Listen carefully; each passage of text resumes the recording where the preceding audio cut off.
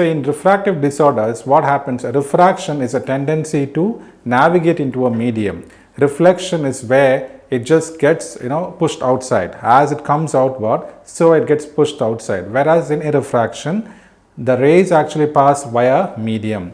So when the curvature is too accentuated, or when the curvature is very less or flattened, there is a tendency for formation of refractive errors of eyes like myopia, hypermetropia. So here again, what happens is when the curvature of the cornea is very accentuated, or when it is more, there is a tendency to form a myopic eye.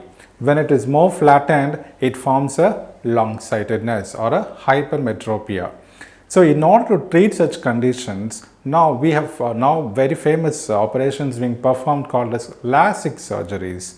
So what they do there is like, it's otherwise termed as laser in situ keratomileusis.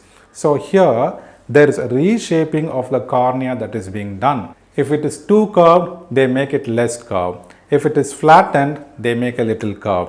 So this reshaping of the curvature of the cornea is called as keratomileusis, and this is what we call it as LASIK surgery.